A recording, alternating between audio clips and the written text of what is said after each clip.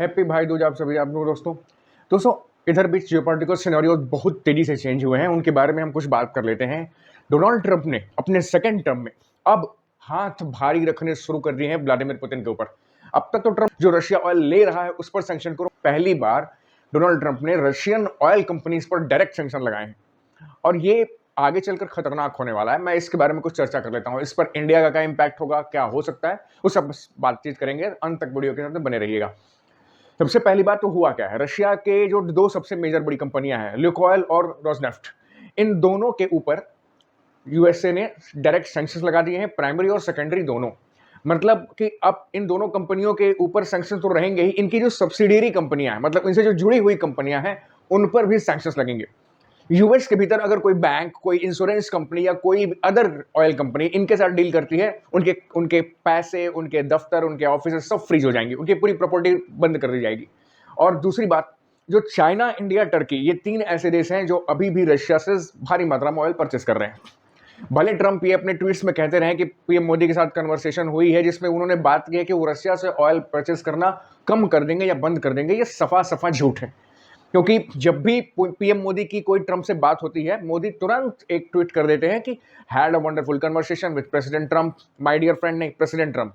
ये बातें बदल गई क्यों? क्योंकि देखिए, जब आदमी की तरफ से रिश्ते थोड़े खट्टे मीठे हो जाते हैं, रिश्ते थोड़े से बेकार हो जाते हैं, तो फिर उनके एड्रेसिंग करने का तरीका भी बदल जाता है। दोस्त, भाई, ये सब बोलना बंद कर देते हैं। वहीं आप जब मोदी की कोई और किसी लीडर के साथ बातचीत देखेंगे, नेतन्याहू हो गए, व्लादिमीर पुतिन हो गए, या फिर मलेशिया, श्रीलंका या बांग्लादेश के और कोई भी अदर लीडर हैं, उनसे आप बात करने की बात देखेंगे तो जो ट्वीट होता है ना, उसमें माय डियर फ्रेंड या फिर माय ब्रदर ऐसे कुछ आते हैं, स्टेटमेंट्स आते हैं। प्रेसिडेंट ट्रंप के लिए पहले आया करते थे, अब नहीं आते। तो मैटर ये हुआ है कि इन दोनों कंपनियों के ऊपर जो सैंक्शंस लगे हैं, इसका इनडायरेक्ट इंपैक्ट निश्चित रूप से इंडिया पर भी होगा। अब सैंक्शंस का मतलब क्या है? पहले जो अमेरिका था वो धमकी देता था, मिलिट्री इन्वेजन की धमकी देता था, हम तुम्हारे यहाँ फ्रीडम लेकर के चले आएंगे, तुम्हारे यहाँ वॉर लीगल आ जाएगा, हम तुम पर अटैक कर देंगे। लेकिन अब ऐसा नहीं करता, अब वो अपनी परचेजिंग पावर का इस्तेमाल करता है। दोस्तों, अगर कोई भी कॉर्पोरेशन है, कोई बिजनेस है, कोई बैंक्स है, कोई इंश्योरेंस कंपनी या किसी भी चीज की कंपनी है, उसका एक मोटो होता है कि वो वेस्ट में भी बिजनेस करे। उसका एक ऑफिस, एमएनसी मल्टीनेशनल कंपनी, उसका एक ऑफिस यूएस से, यूरोप, कनाडा, इन जगहों पर भी हो, तभी वो एक बार सेट, क्योंकि परचेजिंग पावर उधर ज्यादा है, उनके पास पैसा ज्यादा है। तो लगभग जितनी भी बड़ी कंपनी है, मान लीजिए किसी बैंक की भी हम बात कर लें, एसबीआई है, पीएनबी है या फिर कोई बड़े बैंक है, जो ट्रेड को फैसिलिटेट करते हैं, एक माध्यम बनते हैं पैसे के लेन देन का, उनके ऑफिसेस कहीं ना कहीं से यूएस में या फिर कहीं होंगे। अब अगर ये बैंक्स, ये इंश्योरेंस कंपनियां इन दोनों कंपनीज के, कौन सी दोनों कंपनीज, रोसनेफ्ट और लुकोइल कंपनीज के द्वारा किए गए किसी भी ट्रेड में अगर लेन देन का हिसाब किताब या लेन देन का माध्यम बनती हैं, तो इनके सारे प्रॉपर्टीज और पैसे जो यूएसए में या डॉलर में हैं, सब फ्रीज हो जाएंगे। इन दोनों कंपनियां बड़ी कंपनियां हैं रशिया ऑयल की, मतलब हाफ 50% ऑयल का प्रोडक्शन और ट्रेड यही दोनों कंपनियां करती हैं। इससे दिक्कत क्या बड़ी? देखिए, बुडापेस्ट में अभी हाल ही में डोनाल्ड ट्रंप और पुतिन की मीटिंग होने वाली थी। एक अलास्का में हुई थी, एक दूसरी मीटिंग बुडापेस्ट में होने वाली थी, जिसे ट्रंप ने पुल आउट कर लिया। ट्रंप ये कह रहे हैं कि पुतिन बहुत ज्यादा कंडीशंस रख रहे हैं।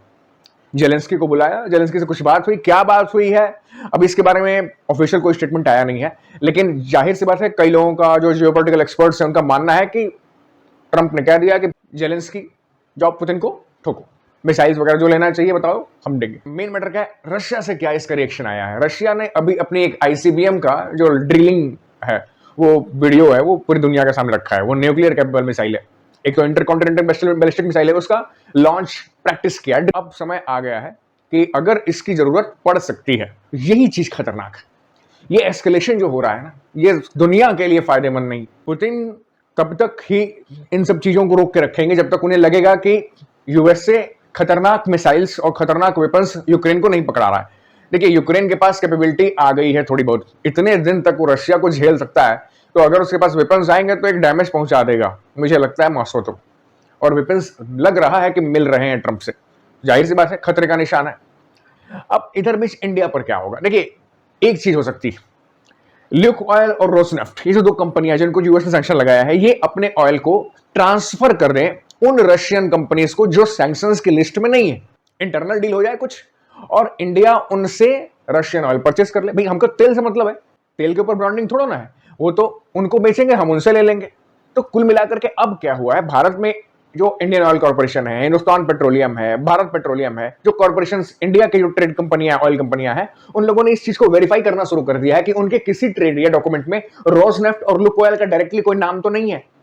वो उनको हटाएंगे और बाकी यही एडजस्टमेंट जुगाड़ वगैरह चलेगा।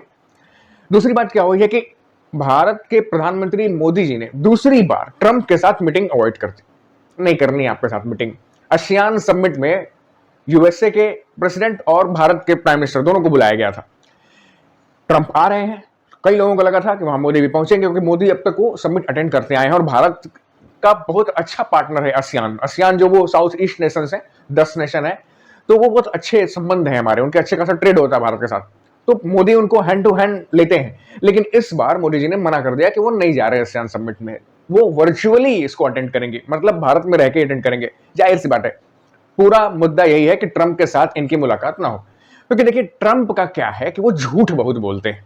एक तो अनप्रेडिक्टेबल है, अभी कुछ कहेंगे अकल को कुछ कह देंगे, जरा सी फोन पे बात हुई वो कह दी उन्होंने ऑयल लेना बंद कर दिया है। पाकिस्तान जैसे टेररिस्ट स्पॉन्सर कंट्री को वो हाथों हाथ कितना कुछ दे रहे हैं, कितना प्रिविलेज दे रहे हैं, और इससे ये दिखता है कि उनकी पॉलिसी में दोगलापन है। वो किसी भी चीज को लेकर के एक लंबी दूरी की सोच नहीं रख रहे हैं, बस तुरंत एक्शन आया उसका रिएक्शन कर देना है, एक्शन आया रिएक्शन कर देना है, पॉलिसी नाम की कोई चीज नहीं है। तो ऐसे अनप्रेडिक्टेबल इंसान के साथ खड़े होने में, स्टेज शेयर करने में अपनी बेइज्जती ही होगी, और इसी चीज को मोदी जी ने रीड आउट कर लिया, कान नहीं करनी तुम्हारे साथ मीटिंग जब तक कि कोई ट्रेड डील नहीं हो जाती। देखिए यूएसए इस समय अजीब होता जा रहा है। उसने अभी आपको एक अनकंफर्म न्यूज आई है, मैं उसकी बात कर रहा हूं। एससीओ समिट जब चाइना गए थे मोदी जी, उसमें पुतिन की गाड़ी में लगभग 45 मिनट तक डिस्कशन हुई थी, बिल्कुल अजीब तरीके से। पुतिन ने उनको अपनी गाड़ी में बैठा लिया, 10 मिनट वेट करके मोदी के आने का इंतजार करके उनको ले आए, अपनी गाड़ी में बैठा लिया। और क्या हुआ, क्या बात हुई, तो कुछ लोगों का कहना है कि एक जैक्सन नाम का कोई यूएस का सीआईए का मिलिट्री ऑपरेशन का अधिकारी था, वो बांग्लादेश आया हुआ था। उनको लगता था कि कहीं से मोदी के ऊपर कोई षड्यंत्र है कुछ करने के, अनकंफर्म्ड है लेकिन है, और इसी चीज को पुतिन ने शेयर करा अपनी कार के अंदर बैठ करके। तो इस समय सीआईए, ट्रंप, यूएसए लगभग पीछे टाइप पड़े हुए हैं प्राइम मिनिस्टर मोदी के और रशिया के प्रेसिडेंट पुतिन के। देखिए अब आगे चल के क्या होता है क्या नहीं होता है, लेकिन एक चीज है कि यूएसए खुश नहीं है, क्योंकि भारत ही एक ऐसी कंट्री, आप देखिए यूरोपियंस में बताया था पीस समिट की बात की थी, गाजा के पीस समिट में, उसमें देखिए यूरोपियन यूनियन की कंट्रीज पीछे हाथ बांध के खड़े हुए हैं। हाँ जी जो आप कहेंगे उसको, जापान, साउथ कोरिया में हाँ जी जो कहिए सो, खड़ा कौन है एंटी में? इंडिया, चाइना, रशिया, अब ब्राजील भी है। लेकिन एक तरीके से समझिए ना कि ब्राजील का वो स्ट्रक्चर नहीं है पॉपुलेशन के हिसाब से, इकोनॉमी के हिसाब से, इकोनॉमी के हिसाब से और पॉपुलेशन के हिसाब से इंडिया का स्ट्रक्चर है। तो उनको लगा था कि इंडिया हमारे साइड आ जाएगा, लेकिन इंडिया नहीं आ रहा है, तो किसी न तरीके से खटका पड़ रहा है। आने वाले भी समय में यही बात हो रही है कि ट्रेड डील भी हो जाएगी।